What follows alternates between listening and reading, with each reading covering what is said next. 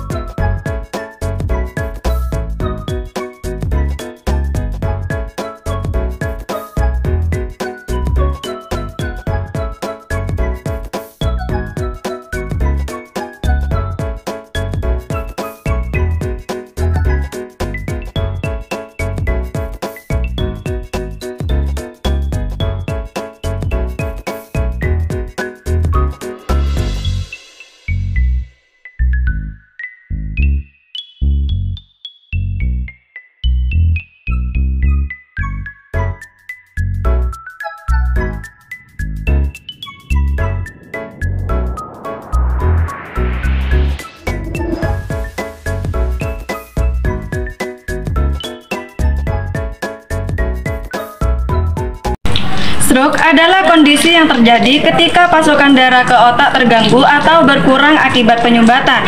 Jika tidak ada darah, maka otak tidak akan mendapatkan asupan dan nutrisi, sehingga membuat otak mati. Jika bagian sel otak mati, bagian tubuh yang dikendalikan oleh otak menjadi tidak bisa bergerak. Jenis stroke ada dua. Yang pertama yaitu stroke iskemik, adalah kondisi yang terjadi ketika aliran darah ke otak tersumbat atau menyempit karena pembekuan darah. Yang kedua yaitu stroke hemoragi, terjadi ketika pembuluh darah di bagian otak mengalami kebocoran atau pecah. Biasanya kebocoran ini disebabkan ketika pembuluh darah sudah dalam kondisi rentan sehingga tidak dapat mengalirkan darah ke otak lagi. Stroke hemoragi ini bisa menyebabkan seseorang mengalami koma, bahkan kematian jika perdarahan tersebut tidak dapat dihentikan. Gejala yang sering dijumpai ketika stroke yaitu tungkai mati rasa, bicara menjadi kacau, dan wajah terlihat menurun. Penyebab stroke itu bervariasi, salah satunya mulai dari gumpalan darah di otak, tekanan darah tinggi, hingga pengaruh obat-obatan pengenceran darah. Stroke sangat beresiko penderita tekanan darah tinggi, kolesterol tinggi, berat badan berlebih, dan diabetes. Resiko yang sama juga terjadi pada orang yang kurang olahraga serta mengonsumsi alkohol ataupun rokok. Pengobatan stroke tergantung kepada kondisi yang dialami pasien. Dokter dapat memberikan obat-obatan atau melakukan operasi. Sedangkan untuk memulihkan kondisi, pasien akan dianjurkan menjalani fisioterapi dan diikuti terapi psikologis apabila diperlukan. Cara mencegah stroke yaitu berpola makan yang sehat dan teratur, olahraga yang rutin, hindari minuman keras, dan jangan merokok.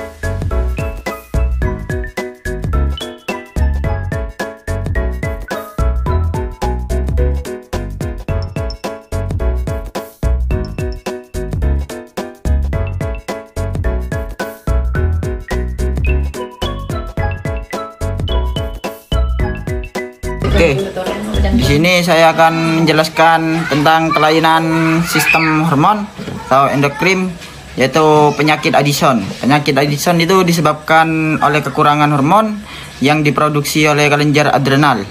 Penyakit ini bisa menyebabkan penderitaannya mengalami beberapa gejala seperti sering kelelahan, mual dan muntah, perubahan warna kulit, tidak tahan terhadap suhu dingin, serta penurunan nafsu makan.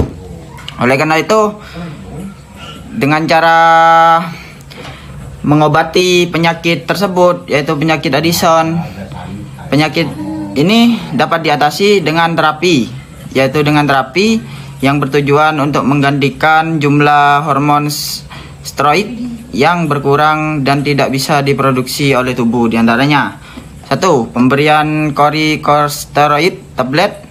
Obat yang digunakan untuk menggantikan hormon kontrol adalah prednison atau miprednisolon. Sementara itu, fludrocortisone digunakan untuk menggantikan aldosteron. Yang kedua, pemberian kortikosteroid suntik, yaitu suntik. Obat kortikosteroid suntik biasanya ini diberikan kepada pasien yang lemah yang mengalami gejala muntah dan tidak bisa meminum kortikosteroid tablet seperti yang pertama tadi.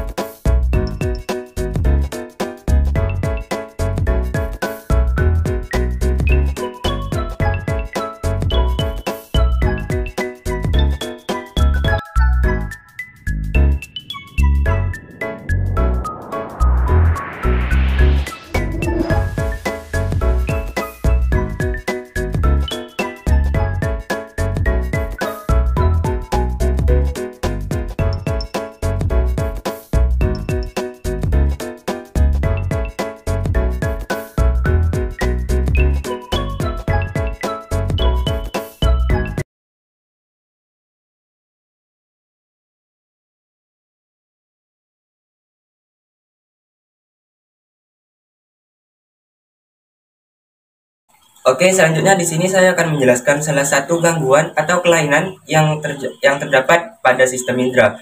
Video yang saya ambil adalah gangguan pada indera penciuman yang bernama polip. Polip sendiri adalah pembengkakan jaringan yang terjadi di dalam hidung. Jika dibiarkan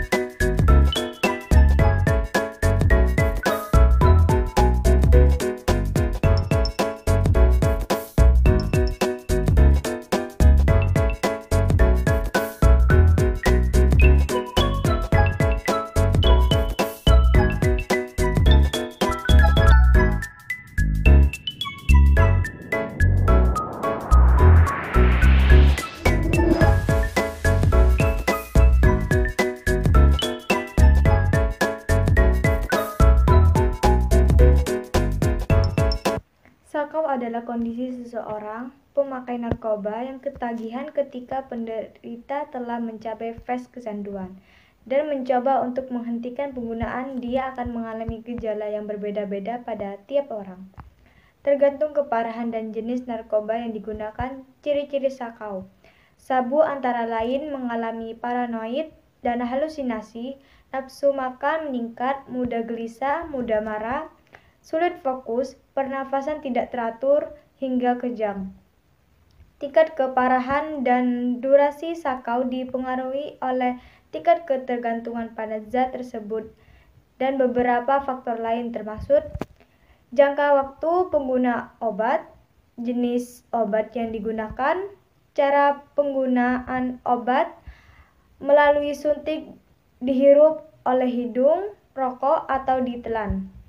Dosis setiap kali menggunakan obat, riwayat keluarga dan genetik, faktor kesehatan medis dan jiwa, cara yang dapat dilakukan ketika penyalahgunaan narkoba mengalami sakau.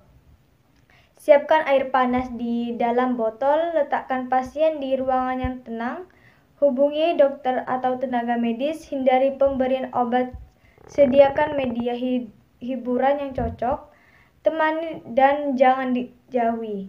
Jangan membuat pasien kegerahan, hindari memberikan minuman bersoda. Sekian dari kelompok kami, semoga video yang kami sampaikan bermanfaat bagi kalian semua. Kurang lebihnya kami mohon maaf. Wassalamualaikum warahmatullahi wabarakatuh.